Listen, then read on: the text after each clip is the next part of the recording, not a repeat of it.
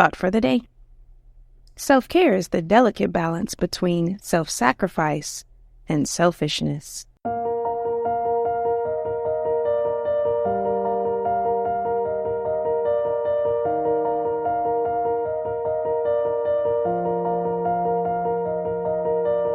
Welcome to 7 Minutes for Yourself.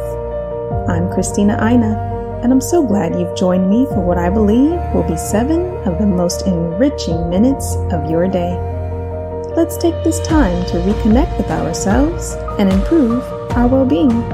In today's episode of 7 Minutes for Yourself, we dispel the myth of self-care being selfish. Have a listen.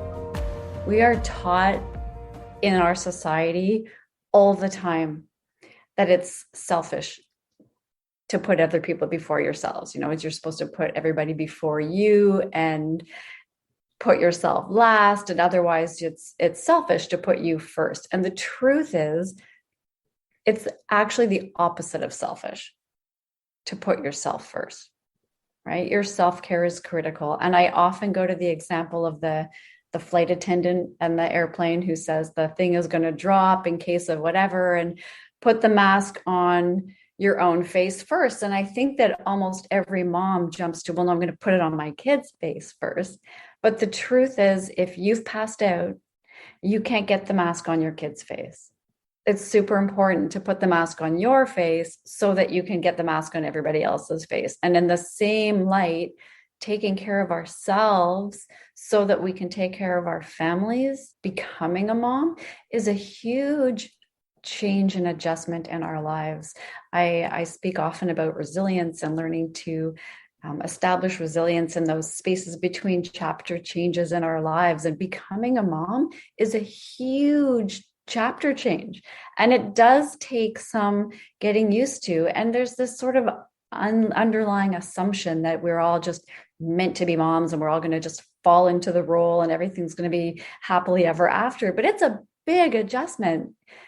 That role of wife and mom is a hard one to explain to people. And until you're faced with it, it's hard to understand. So compassion to yourself for understanding that you've now just crossed a line into a whole new chapter of your life, and give yourself permission to have the adjustment space. Give yourself permission to take care of you enough to be able to say, I need 5 minutes. I need a shower. I need a nap. Express your needs, because your needs are important, and your taking care of those needs is important to your family. Because if you don't take care of those needs, you're going to completely deplete. You're going to feel overwhelmed. And once these things happen, you can't offer to your family. You're not going to be in a place to offer to your family. So that's where I'm saying it's the opposite of selfish. To take care of you means that you've filled your cup, that you're now in a place where you can offer your family your best version of you, rather than a depleted, overwhelmed version of you. When my kids were little, they used to all of them used to at random times, they'd look at me and they'd say, Mommy, why is your face like that?